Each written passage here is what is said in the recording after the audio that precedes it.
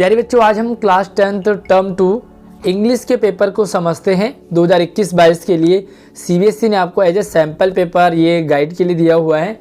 एक आइडिया लग जाएगा आपको कि आपके पास टर्म 2 में कैसे पेपर आने वाला है, कैसे आपको इसे अटेम्प्ट करना है ताकि आपके पूरे 40 में से 40 मार्क्स आएँ। स्वागत है आप सभी का एक नई वीडियो में। मैं हूं आपके साथ आशीष सर। वीडियो को लाइक करके शेयर कर दीजिए अपने बाकी सभी दोस्तों को। साथ ही अगर आपको दूसरे सब्जेक्ट के सैम्पल पेपर चाहिए और बेसिकली आपको math, basic math, standard math, science और सोशल साइंस, ये चारों पेपर आपको हिंदी मीडियम में चाहिए तो आपको इसी वीडियो के डिस्क्रिप्शन में आपको सारे पेपर मिल जाएंगे, तो जाके देखें और अपनी प्रैक्टिस ज़रूर कीजिए। सबसे पहले हम पेपर के पैटर्न को देखते हैं कि किस तरह से आएगा, और ये आपको क्लियर पता लग गया भाई कि जो पेपर आपका वो 40 नंबर आएगा। 10 नंबर आपको इंटरनल असेसमेंट होंगे, 2 घंटे का पेपर होगा। और पेपर की जो question paper pattern content 3 section यानी कि 3 सेक्शन में आपको पेपर मिलने वाला है। रीडिंग है, राइटिंग है। रीडिंग पहला रहेगा राइटिंग एंड ग्रामर, और थर्ड रहेगा लिटरेचर, राइट। और यहाँ पे देखो attempt question based on specific instructions for each part, यानी कि प्रत्येक पार्ट के लिए आपको निर्देश दे रखे कि किस तरह से आपको पेपर करना है। पहला रहता है आपके पास रीडिंग पार्ट, और रीडिंग पार्ट ये आपके पास 10 मार्क्स का होगा। इसमें ये रीडिंग करनी है आपने। Read the passage given below, जो पैसेज है इस पैसेज को आप पढ़ें। Technology is making advancement at rapid rate but at the cost of. इसमें जो आप एक बार पैसेज को इसे पढ़े ध्यान से, पूरे पैसेज को समझें। मैं थोड़ा सा स्क्रॉल डाउन करता जाऊंगा। आप हर पेज को आप स्क्रीनशॉट भी ले सकते हैं, चाहे तो आप पूरे सैंपल पेपर को एक बार डाउनलोड भी कर सकते हैं। टेक्नोलॉजी बढ़ रही है और साथ में जो हमारे जो क्राफ्ट वगैरह हैं, क्राफ्ट इंडस्ट्री है, वो डाउन होती जा रही है। हस्तकला को कम वैल्यू दी जा रही है, तो इसी पर ये पैसेज दिया है। तो आप इसे देख सकते हैं कि भाई जैसे कॉपर वगैरह है, वो पुराने बर्तन वगैरह सारे अब धीरे धीरे गायब होते जा रहे हैं, और आज स्टील वगैरह कांच वगैरह के ज़्यादा डेवलप हो रहे हैं। तो आप इस पूरे पैसेज को एक बार पढ़ें, साथ साथ में आप इसे स्क्रीनशॉट भी ले सकते हैं ताकि आप इसे पूरा पढ़ सकते हैं और समझ सकते हैं। बाकी अगर आपको ये नेक्स्ट ईयर भी आपके लिए ये एक तरह से एज ए हेल्प रहेगा आपके लिए कि पेपर आप देख सकते हैं कैसे आएगा। और चलिए अब आपके पास आया था based on your understanding of passage. Passage के बेस पर आपको कुछ क्वेश्चंस दे रखे हैं यहाँ पर। लाइक दोगे आपको एनी 5, तो आपको क्या करना है, एनी 5 कोई 5 प्रश्न करने हैं और प्रत्येक प्रश्न आपका 1-1 नंबर का है। तो यानी कि आपको शॉर्ट आंसर देने हैं, 1 वर्ड में ना दे करके आपने क्या करना है, पूरे सेंटेंस में से कंप्लीट आंसर लिखना है। और अब आपको यहाँ से शुरू हो जाते हैं। 6 प्रश्न दे रखे हैं, आपको इन 6 को समझना है, देखना है, और उसके अकॉर्डिंग आपको यहाँ पर प्रश्न करने हैं। तो मैं यहाँ पे आपको क्वेश्चन दिखा देता हूँ थोड़ा सा हट करके, थोड़ी एक बार इसे देख लें कि क्या करना है इसमें आपको। तो पहला सवाल आपके लिए कि what does the writer mean by calling handicraft A value tradition, यानी कि जो हस्तशिल्प है, हस्तकला है, उसको मूल्यांकन करने के लिए, करने के लिए लेखक उसे उसका क्या तात्पर्य है कि भाई जो हस्तशिल्प है, जो हस्तकला है यानी कि क्राफ्ट वगैरह है, वो क्यों आखिर मूल्यवान है, तो वो यहाँ पर आपको बताना है उसका आंसर। और दूसरा सवाल देख सकते हैं यहाँ पे आपको, तो यहाँ पे आपको देखो कि rewrite the following sentence by replacing the underline phrase with a word that means the same from the line 5 to 15। 5 से 15 की जो लाइनें हैं आपको यहाँ पर मैं एक बार दोबारा दिखा देता हूँ। तो 5 से 15 ये रहा, लाइक आपको यहाँ से आप देख सकते हैं कि जो 5 ये रहा, और यहाँ से ये पूरा 15 तक, ये देखिए यहाँ से यहाँ तक जो लाइनें हैं उसे आपने पढ़ना है। और उसके बाद कुछ अंडरलाइन आपको दे रखा है यहाँ पर, लाइक मैं आपको दिखा देता हूँ, ये रहा फेलिंग टू मेक प्रोग्रेस, यानी कि जो प्रोग्रेस में बाधक है, प्रगति में जो बाधक है, फेल हो जाते हैं, तो उसका क्या करना है, आपको मीनिंग बताना है कि भाई इसके लिए क्या वर्ड यूज हुआ है, वहाँ पर कौन सा सेंटेंस यूज हुआ है, साथ ही आपको इसे बदल करके दोबारा लिखना है। तो फेलिंग टू मेक प्रोग्रेस को बदल करके आपको दोबारा लिखना है, जो कि आपको 5 से 15वें लाइन में आपको दिया गया है, राइट। उसके बाद देखो आपको क्वेश्चन नंबर 3, 4, 5 और 6 आपको यहाँ पर दिखाई दे रहे हैं। तो 3rd में देखेंगे एक बार, तो थर्ड में आपको बताना है कि भाई जो 3 रीजन हैं, 2 कारण बताने हैं आपको कि भाई जो कारीगर हैं वो दस्तकारी यानी कि जो क्राफ्ट वगैरह हैं उनके औजारों के बजाय वो मशीनों से काम करना पसंद कर रहे हैं। क्या रीज़न है कि लोग ऐसे हाथ वाले औजारों से बजाय वो मशीनों से काम करना पसंद कर रहे हैं? थर्ड में। फोर्थ में देखो तो फोर्थ में क्या है कि आपको बताना है कि वाई डू द आर्टिज्म या कारीगरों को प्रदान करने के लिए भाई प्रोत्साहन के लालच की ज़रूरत होती है ना। जो भी कारीगर हैं उनको भाई प्रोत्साहन की ज़रूरत है, उन्हें क्या करते हैं कि भाई उन्हें एक तरह से मोटिवेट करने की ज़रूरत है। तो वो क्यों है वो आपको बताना है। उसके बाद देखो फिफ्थ में, तो फिफ्थ में देखो list 1 likely impact of the support of government and private sectors. तो यहाँ पे देखो कि सरकारी और जो प्राइवेट सेक्टर हैं वहाँ पर आपको एक लिस्ट बनानी है जिसमें कि हस्तशिल्प बनाने की संस्कृति की दिशा और क्षेत्र में आपको बताना है जो मतलब क्राफ्ट वगैरह है उसको किस तरह से वैल्यू दी जाएगी। और इस तरह से आपको यहाँ पर जो है 5-6 प्रश्न हैं, आपको इनमें से कोई 5 करने हैं। और उसके बाद देखो यहाँ पर read the following extract from the case study title impact the ecology festivities on ecology. तो यहाँ पर आपको ये वाला पढ़ें एक बार इसे, और इसमें भी सेम जो ऊपर आपको प्रश्न पहला प्रश्न था उसी के अकॉर्डिंग है, और इसे भी आप चाहें तो स्क्रीनशॉट ले लें। यहाँ पर आपको टेबल भी दे रखा है, तो टेबल के अकॉर्डिंग आपको यहाँ पर देखो कुछ क्वेश्चंस हैं, उस पर यहाँ पे फीडबैक है, रिस्पॉन्ड है।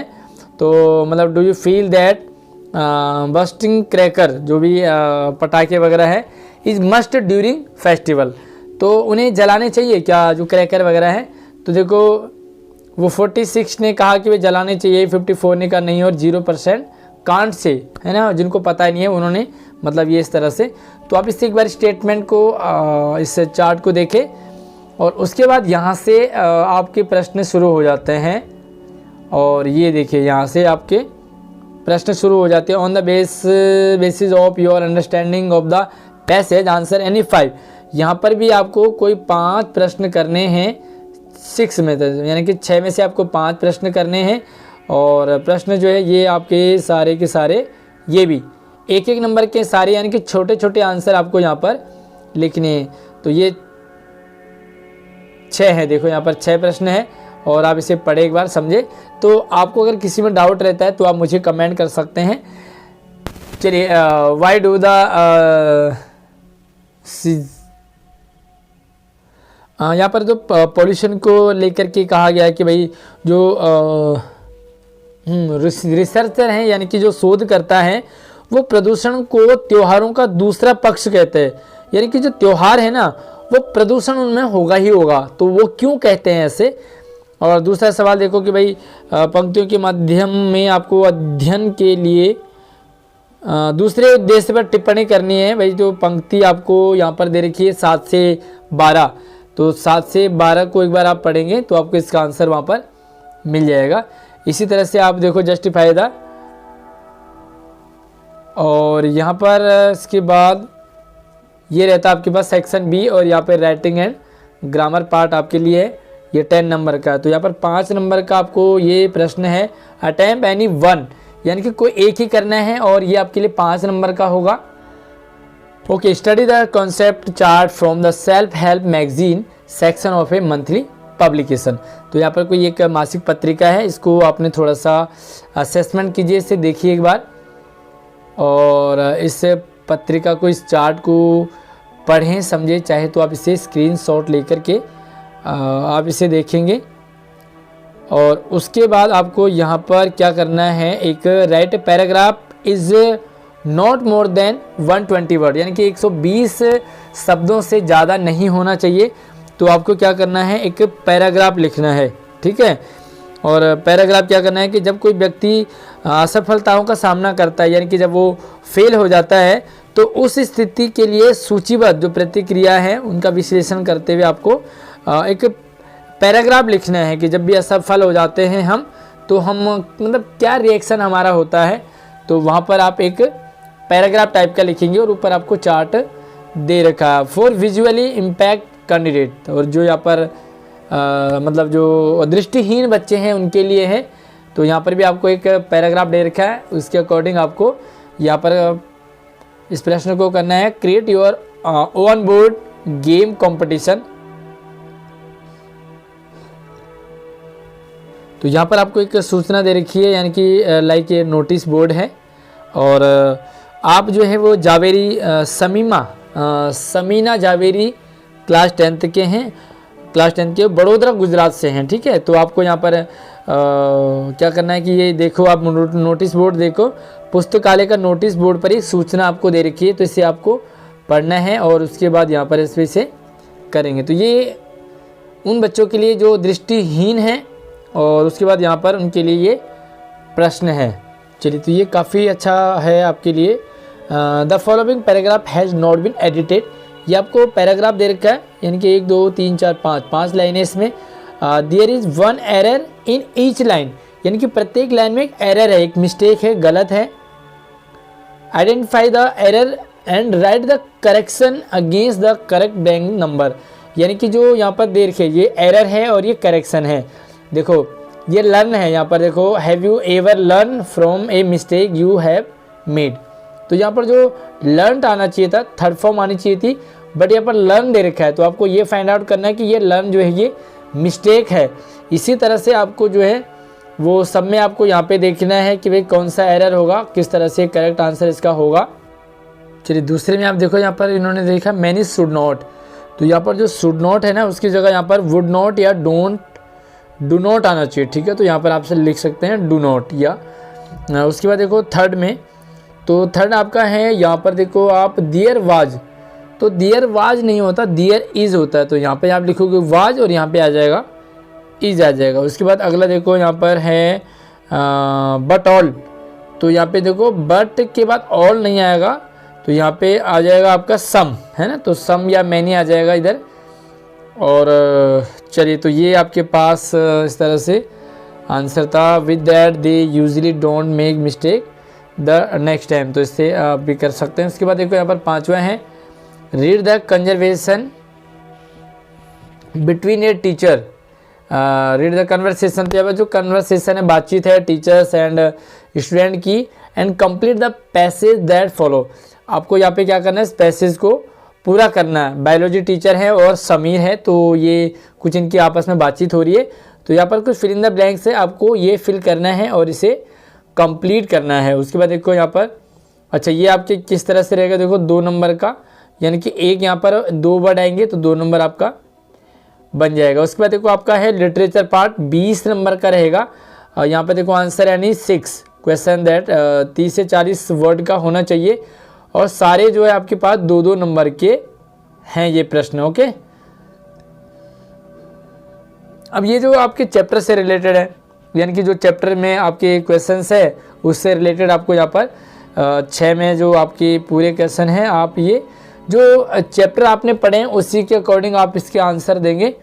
और उसके बाद देखो यहाँ पर एनी 2, और यहाँ पे आपको कोई 2 प्रश्नों के उत्तर देने 120, तो ये आपके 4-4 नंबर रखेंगे, यानी कि आपको ये थोड़ा सा पूरा पौना पेज और 1 पेज तक आपको इसके आंसर लिखने हैं। और तो चलिए, ये देखो आपके इस तरह से पेपर रहेगा। आई होप कि आपको पेपर समझ आया होगा किस तरह से आपको करना है, 4 नंबर का, 3 नंबर का, 2 नंबर का, कौन कितना बड़ा होगा। तो चलिए, वीडियो को लाइक करके शेयर कर दीजिए, और बाकी सब्जेक्ट के सैम्पल पेपर आपको इसी वीडियो के डिस्क्रिप्शन में आपको मिल जाएंगे, जाकर जरूर देखें। अगली वीडियो में मिलते हैं, धन्यवाद।